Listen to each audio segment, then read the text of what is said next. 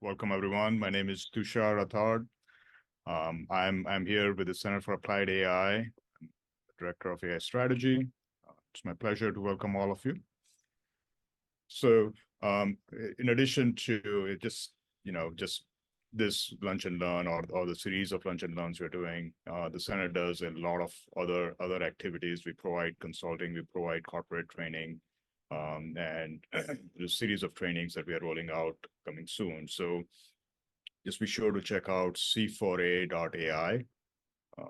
That's your landing page, and would love to have you join us for future sessions, not just for lunch and learn, but also for deeper dives. Right. So just before we get into the topic, I want to take a minute to introduce a special guest we have over here, Patty Delafonte. I've had the pleasure of working with Patty, and I know personally how wonderful she is, and I know what people say about her behind her back, and that's when you know that really appreciate it, right? So Patty is with NVIDIA. She's a senior data scientist. She has a lot of experience in the public sector, the private sector. She's an AI enthusiast. She's a soon-to-be PhD at our own UMBC. She is an adjunct faculty. She has done some outstanding work at NVIDIA and designed a course. She's in fact teaching in San Jose next week, like a full day course, I think, right, Patty? Right. AI and robotics and all of that. And if all of you don't get a chance to go see her over there in San Jose, she is also going to do a meetup for us over here locally at the Centers for Applied AI in Columbia. So it'll be great to just watch her in action, see what she's built. Follow her on LinkedIn. I know she posts some exciting stuff over there, and I just love catching her posts and the robot thing that she had built and all of the voices that it makes, and it's so cool to see all these pieces in action, right? So Patty, let me hand it over to you. Patty has a very cool announcement about what NVIDIA is up to, and I'll let her talk about that. So over to you, Patty. Thank you. I'm going to keep this brief because I'm crashing the party. And I'm going to stay on and watch the rest of the presentation because it looks like a really important one and for me to watch. Our conference, NVIDIA's conference, is next week, and it's from the 18th to the 21st. I am teaching a full day workshop, a pre-GTC workshop on rapid application development with large language models. That is also a workshop that sometimes I could potentially teach at UMBC in the future. And I'm also doing another session on using a computer vision based approach to extract handwriting from tax records. I'm co-presenting that with IRS. So I'll be out all next week. I really just want to encourage you, if you're attending this meetup, then you're obviously interested in AI. So I would love to for you to attend at least virtually. There's no cost for virtual registration, and attend the keynote. And then let's have a conversation, because you probably heard about NVIDIA in the news. But do you really understand how NVIDIA fits into the ecosystem? We're under the covers in a lot of spaces you maybe don't know why. And so we'll have a conversation, later on at the next meetup that I have that where I'll be speaking in April. And then also you can just feel free to reach out to me on LinkedIn if you have specific questions or anything. I do robotics, but that's more of a hobby, and I taught some of that at UMBC. But these days, it's all about Gen AI and data science at scale. So that's been mostly what my bread and butter is during the day. So anyway, so that's it. I've shared the link in the chat. I'll go ahead and post another link with the specific sessions that I'm doing. But there's like hundreds of amazing sessions that can be geared to your use case. So I would suggest you search the catalog on your interest, whether it be medical or some other use case, cybersecurity, and attend the virtual sessions that are pertinent to you. So, and, yep. Sorry, Patty, just to clarify, it's free to attend and it's virtual. It is the first in-person event since COVID. So if you go to the in-person event, that's not free. However, a lot of the sessions will be recorded and available, so participants can register virtually. And if you register virtually, there's no cost to that. At a minimum, I encourage you to just watch the keynote, because the keynotes is when Jensen announces all of the latest breaking news, hardware changes, software updates. And they never cease to amaze me. Every year that I attend the keynote, I get surprised too. So and many of my customers in the federal sector will watch the keynote, and they'll text me even during the keynote saying, I need a demo on this and that. So with NVIDIA, why is it's important to you is we deal with the under the covers, the acceleration and the software around that for developers to help scale out. But we're a small shop, so it's with our partners and software vendors that actually will build the products that customers use. And so it's an important partnership we have with you. So my goal is to make sure you know about what's going on, you know about the conference, and then have discussions with you and even show you where you can add some of these features into your solutions. And so that's my goal. And just making sure that folks understand how GPUs fit into the equation and when you would use them. You know, the goal isn't to push everything NVIDIA. It's really to make you understand how we fit into the ecosystem and when you would leverage our frameworks. So that's it. I know I've taken up enough of the time, so I look forward to the next discussion. Have a wonderful day, everybody. Yeah, thanks so much, Patty. And now we'll go over to Dhruv. Dhruv Ratra needs no introduction. Hopefully all of you, if not most of you, attended the previous session, which was fascinating. I learned a lot, and I look forward to learning some more. Dhruv, thanks for joining in. This is a little early for you from the West Coast, but we appreciate your time. And Dhruv has been associated with the training centers for quite a while. He does some amazing, fascinating work, and data gets him excited. So thanks so much for taking the time for us. We really appreciate it. Over to you. Thanks, Tushar. Welcome, everyone. Can folks see my screen? A PowerPoint, a PDF within a Chrome browser? Is it coming? Awesome. Looks Okay. great. Looks great. So yeah, this is more about Gen AI for data visualization. It'll kind of follow the same framework that we kind of went over last week when I did the data analysis part. Talk briefly about the reasons and talk about some of the tools that are out there, and focus more on data visualization. We will be covering Copilot for Microsoft 365 separately, especially Excel, which is applicable to both data analysis and data visualization. And we'll also have a couple of micro sessions, 2-hour sessions for data visualization, similar to what we had in the works for data analysis. So data analysis, the end of this month and the beginning of next month, we'll do kind of these 2-hour micro sessions for data visualization. The links are here. If you go to umbctraining.com courses, you can see kind of ChatGPT for data analysis, but it's more Gen AI. It's not that specific to ChatGPT. And these courses, these micro sessions are going to be customized. So if you want to send in, requests that you'd like to look at, things you want me to cover, by all means, go ahead. And there's a discount for signing up early. Okay, with that plug out of the way, similar to data analysis, why is this important? And in a nutshell, we're dealing with a lot of data. There's just a lot of data in the enterprise, just floating around of all types now. Now, when you have, you start looking at the IoT data, and you have transactional data and the analytical data, all kind of has piled on to kind of spreadsheets and databases, which have been there for a while. We need to extract intelligence from this, and there's kind of analytical, descriptive stats and predictive models that can be built built, but there's also visualization. You need to be able to convey this information to management, to partners, to other folks, and a visual framework may be more appropriate in many cases. And interactive visualizations where these kind of visuals are refreshable and updatable when new data comes in is kind of the holy grail, to be able to continuously update.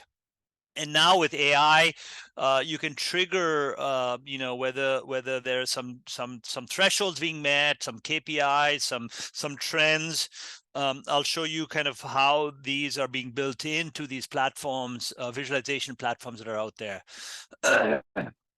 We'll just focus for lunch and learn. We'll be kind of looking at ChatGPT's advanced data analysis. So previously, we looked at last week. We looked at kind of more descriptive stats and modeling, logistic regression, and ensemble models. And today, we'll kind of look at kind of the visualization capabilities of ChatGPT. Microsoft Excel has had AI-powered kind of analysis and visualization capabilities even before AI was cool. I'll talk a little bit about Power BI and Tableau. Tableau has a new product out called Tableau Pulse. And there are other AI tools that are out there, including Julius.ai, Google Charts, that do provide visualization capabilities. Okay, before we jump into visualization, just a quick two minutes or 2 seconds about ChatGPT. As people might know, it's a large language model, and it's based on the transformer architecture. So prior to the transformer architecture, prior to kind of generative AI was more symbolic, more expert systems, and now it's more probabilistic, right? And generative AI, based on the transformer architecture, just is a very new concept. 2017, if you Google "attention is all you need," it was a paper by Google scientists that essentially provided the foundation for transformer architecture upon which ChatGPT, Claude, Mistral, all these other large language models are built. And it's these are now probabilistic models, and so when you have probabilistic kind of algorithms in play, you're a few things you have to keep in mind.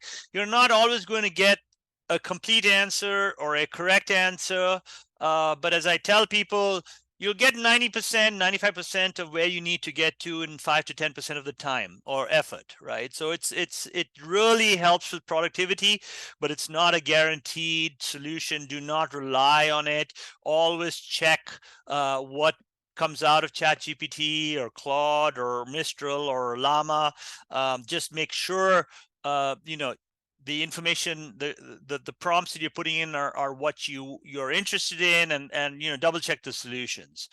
As I mentioned last time, I'll be working with ChatGPT 4, which is way more powerful than 3.5, but it is a paid subscription. If you go through OpenAI, you can get it for free through Microsoft. But essentially, version 4 gives you a lot more data analysis and visualization capabilities, because the tie-ins to Python are much more robust in version 4.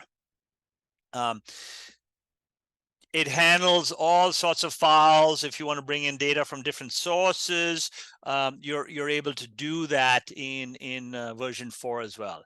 And then lastly, as I mentioned during the data analysis lunch and learn, if you just want to explore the stuff, if you just want to play around with things, and there's nothing stopping you from that. And if if you want to go out and get data sets, there are a lot of repositories that are out there that have data of different types, right? Whether you want healthcare, finance, sports, economics, biology, you can go to Kaggle. UC Irvine has a repository. Google has a data set search, you can actually search for open source data sets. And then you have GitHub, you have various government agencies. There's a lot of data out there. NASA has data, CDC, World Bank. So a lot of data sources out there. So you should not feel constrained because you don't have data to kind of, pass through ChatGPT or Claude or whichever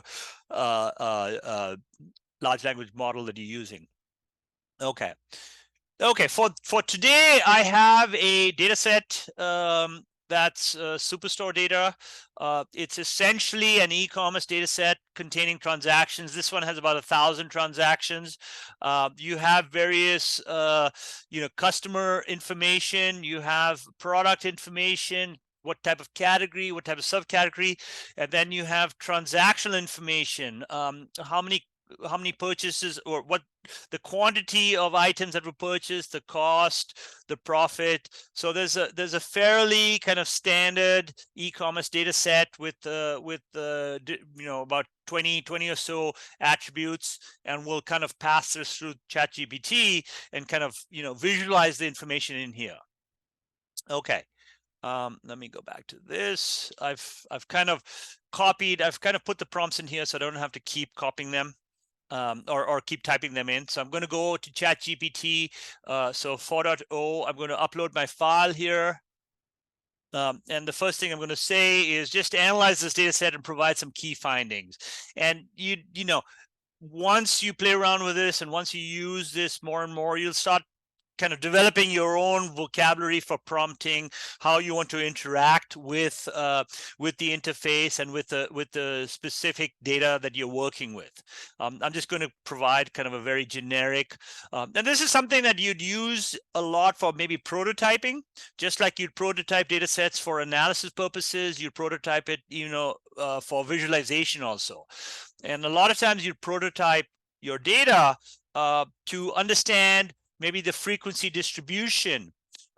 Maybe you want to see if there's missing data, if there are outliers, if there are things that are odd. And visualization is a very, very powerful way to see kind of at a comprehensive level if your data is kind of is okay or makes sense to use, and there's no kind of issues with the underlying data set. So let's have this go through. It's going through, and it's providing some key findings here. And you'll notice there'll be kind of these hyperlinks that are embedded in its output.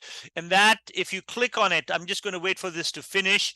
It's giving me some information about sales and profits. So a lot of this that you're seeing here is not really we're not visualizing anything just yet. We're just kind of getting a sense and some descriptive stats about the data, the underlying data.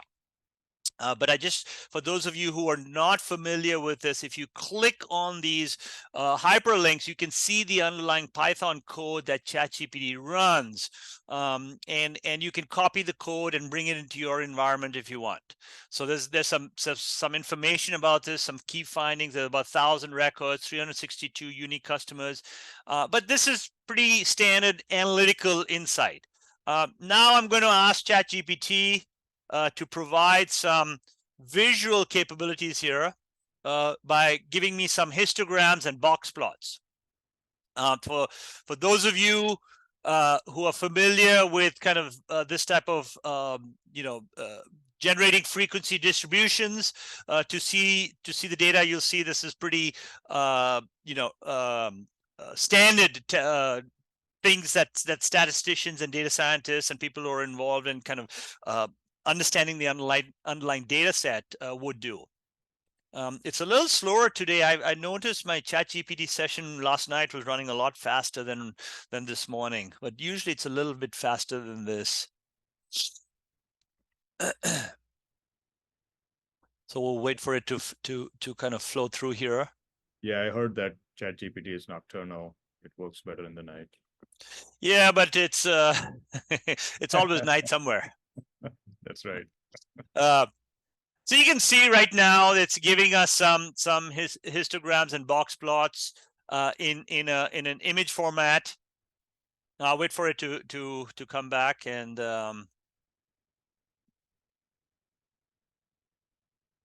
So a histogram is a frequency distribution. It kind of generates bins, and it gives you the counts within those bins. Whereas box plots kind of gives you more of the distribution, shows you the medians, and it shows you outliers. Sometimes you may hear box and whisker plots, but these will give you the 25th percentile, the 50th percentile, the 75th percentile. I can even download and save this image as. I'll just save it as that and go into my, I will just drag and drop this from my download folder. I'll drop it into, and you can see, so it's a little clearer here, but the quality is pretty good. So here we have 3 histograms here. Here we have it's in the form of a column chart. And here we have kind of the box plots. So you can generate your visuals, and then you can take it outside and explore them as well. Okay, let me go back to my. So some sort of preliminary analysis. We'll start now looking at some trends and some line charts, because we have time series data. There's an order date. It's a e-commerce data set. Purchases are coming in, orders are coming in on kind of daily, monthly, and quarterly basis.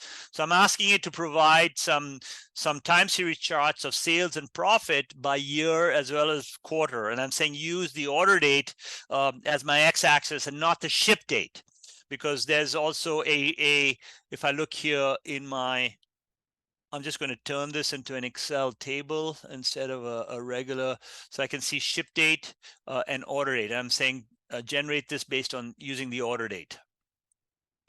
So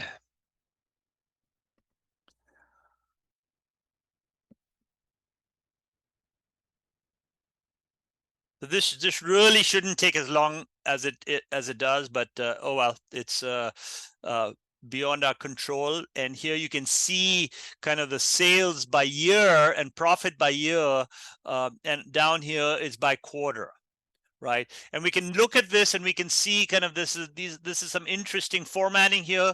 Maybe I would like my y-axis to be in currency format and not in just numeric format. And so I can say something like,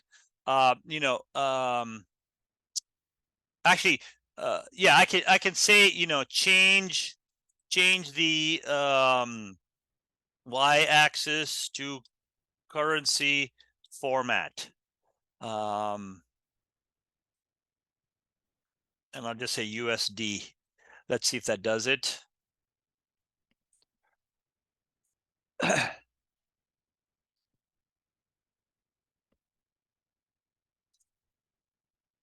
It's definitely slower today in the morning. But as long as it goes through and does what I ask it to do, I'll wait the extra 5 seconds. All will be well then, Dhruv, right?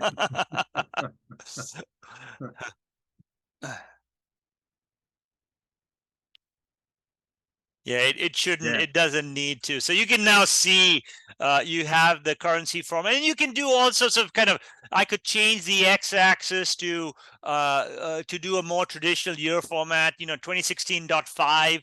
We know it means the midpoint of the year, but we probably not use that sort of nomenclature for yearly axis. At least for the quarters, you can see 2016 Q1, Q2.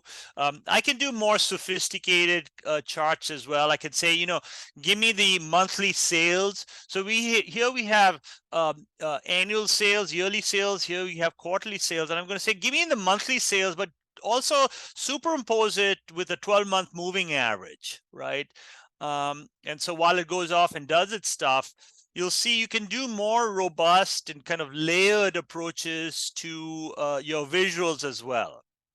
You probably use tools like ChatGPT, Tableau, Pulse, the AI capabilities in Power BI, more for prototyping, and kind of better understanding your data, better visualizing your data. But once you have figured out your key points, so let me just download this. Let's have that finish it up.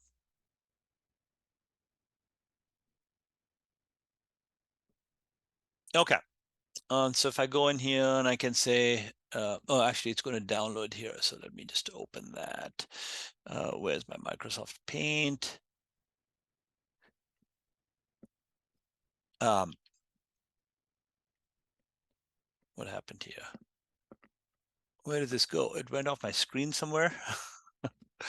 I'm trying to find. Close this window. Okay, let's open this again. Oh, it's opened up in my other screen. I have multiple screens here, so but I'm just going to drag this into Paint. And why is this not working here? Open downloads a long time ago. All files. Let's see. Okay, here we go. Here we go. So you can see, you know, it's showing my monthly sales, and it's showing kind of the 12-month moving average of the sales, kind of, you know, just kind of smoothing it out. For those of you who are familiar with moving averages and how they're used. Okay, I'll jump ahead a little bit and go to kind of more. So we looked at some line charts. I'll kind of show you some more chart types here. I can ask it to draw a column chart of sales by category. Given how slow this is, I might start consolidating some of my prompts here to try and get everything done in one prompt. But let's just do this real quick.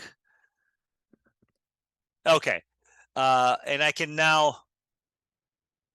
So it's now giving me, you know, the total sales by furniture, office supplies, and technology. So the category field in my data set had these three kind of discrete values in there, and it's summing up all the sales across those categories.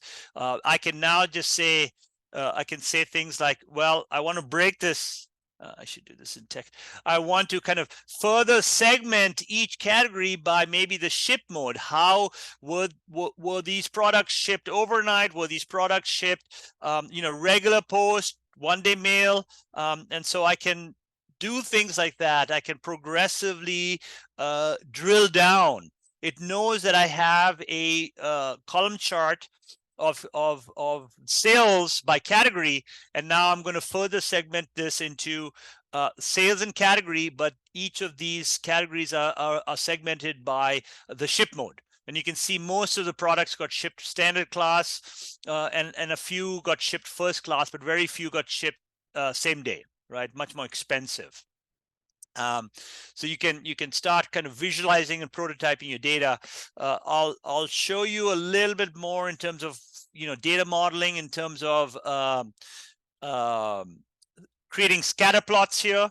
So I'm just going to plot profit versus sales by region. So there are 4 regions: East, West, South, and Central in this data set.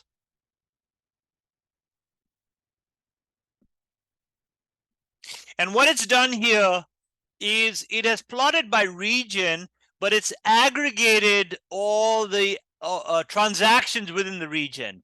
It's like, here is the aggregate of all the Western region sales and profits.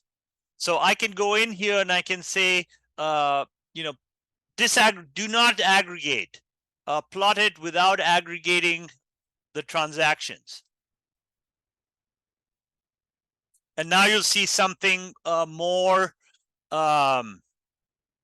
traditional in terms of a scatter plot, right? We don't have the sales and profit numbers aggregated. So I don't know if you can see it very clearly through Zoom, but you can see kind of the 1,000 transactions. We have a transaction here of $8,000 sales, but it had a pretty sizable loss here. So it's all the way down here. And I could now say, hey, can you separate these into 4 panels, 1 for each region, and kind of give me a line of best fit or a linear regression line, and give me all the relevant regression stats as well, for those of you who are kind of more data driven.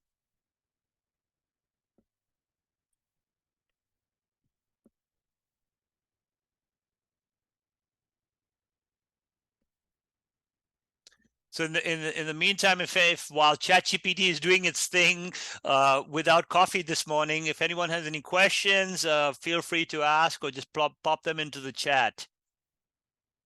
I'll plug NVIDIA and say they really need to buy a lot more GPUs.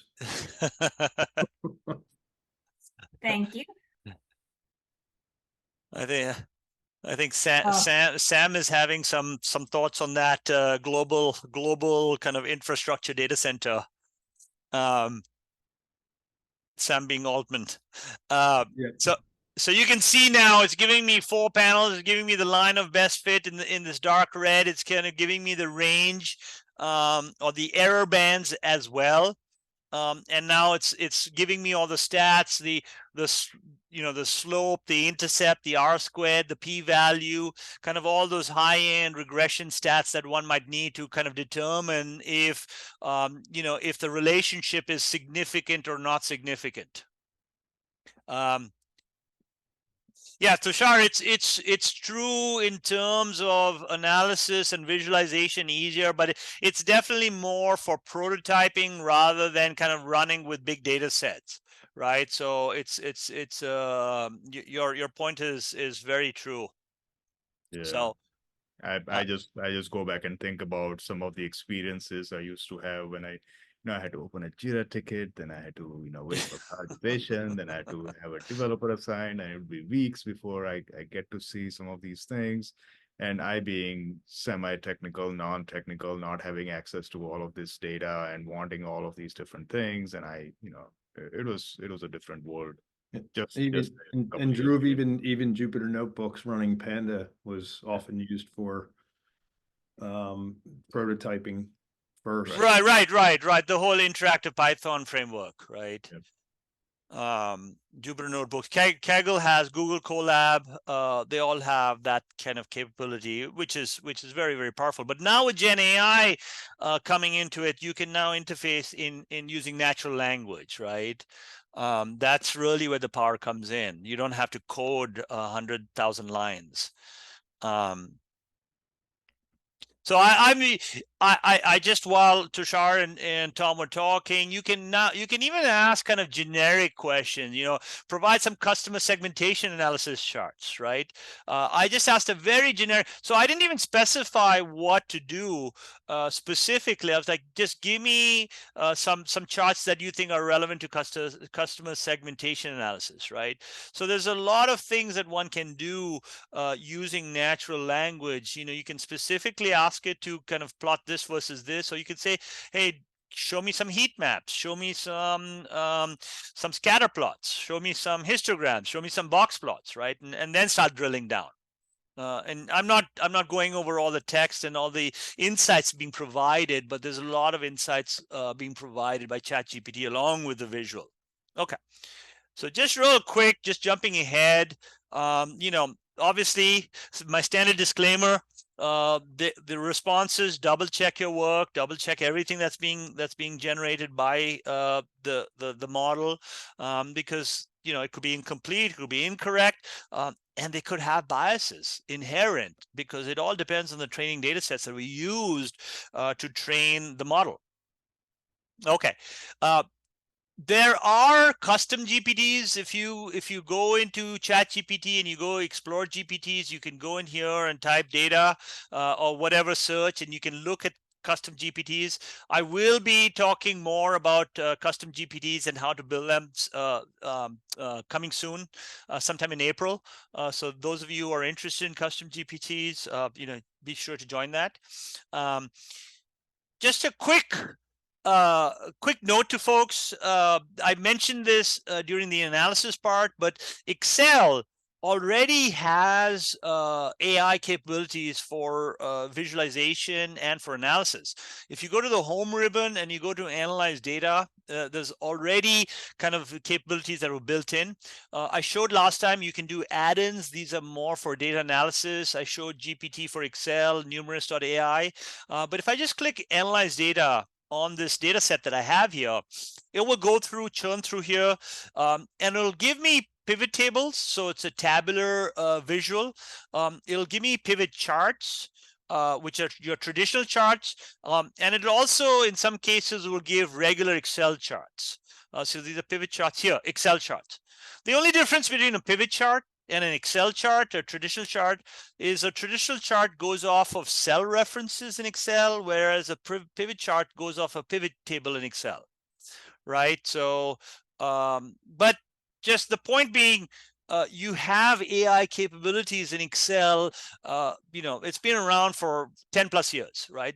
You can also use natural language. This is using Excel's natural language before, ChatGPT came about.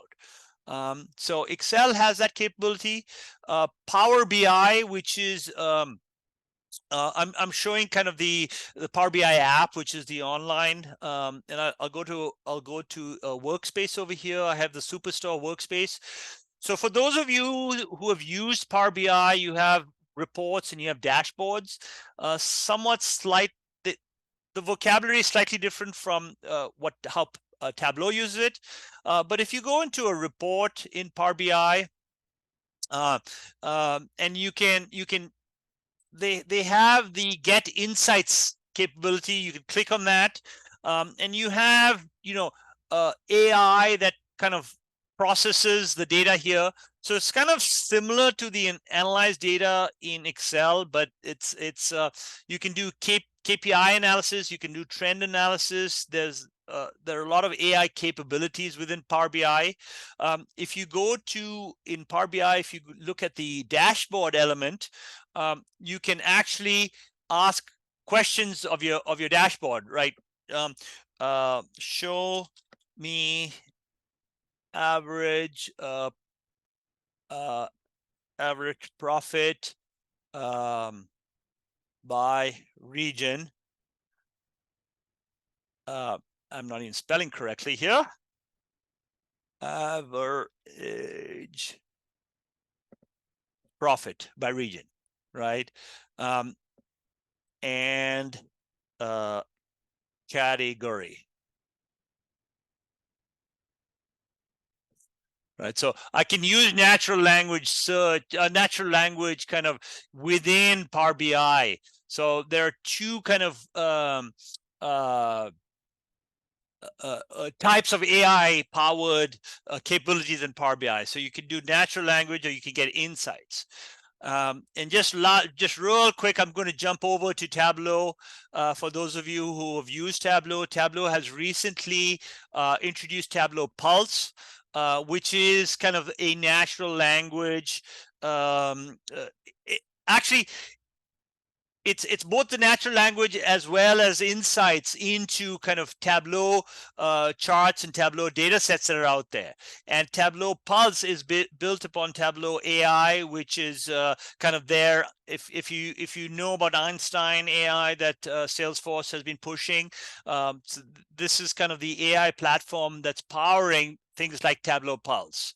And once you go into Tableau Cloud, for example, and you go in, you'll see you can turn it on. It was just, I think it was released maybe a couple of weeks ago. So this is really hot off the presses here. So you can turn on your Tableau Pulse, and you make sure that Tableau AI is available, and then it opens up. It opens up, kind of gives you this capability here in your Tableau Cloud environment. But they're still working on it. There's still a lot of glitches.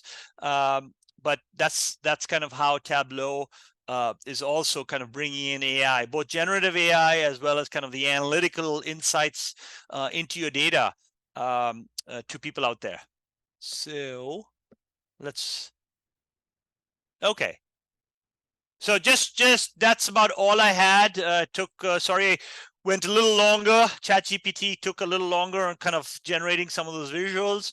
But just a reminder, I will be doing kind of a more detailed 2-hour session on data visualization on April 3rd and April 4th. And if you go to UMBC training, you can see kind of under the courses, you can check for AI and you can see these macro sessions are available. And I will be doing, I'll kind of, just like for analysis, even for visualization, I'll show you if your data is separated across multiple workbooks and worksheets, how do you link those all together within ChatGPT for analysis and visualization purposes. So, and if folks want to see something kind of specific, by all means, let me know. So that's about all I have. Yes. Sure, a quick question, because you said that Tableau Pulse has been just recently released and there are some glitches. Is from what you know, is Power BI, powered with AI ahead of Tableau? So the Power BI AI is both the asking your natural language questioning, that is actually it's pre-ChatGPT. So it's been around for a while, but it's not as powerful, right? The Tableau, when I say glitches, I don't mean glitches in terms of, even though Salesforce will say, double check everything. When I say glitches, like one thing, for example, is like their interface. If I click on Tableau Pulse, it goes somewhere completely into a different environment. And so that seamless, Tableau is known to be in a product that is just phenomenally easy to use. It's perfectly designed. And so when kind of they have design glitches, people are complaining a lot. So there's definitely design glitches and how things are connected to one another, how things are working. But it is being powered by generative AI. So Power BI does not yet have generative AI. It's not powered by Copilot. So I'm not sure if I explained the stuff, Tom, or if I answered your question or confused you more. No, you did. Yeah, thanks. Yes. Okay. Anyone else have any questions?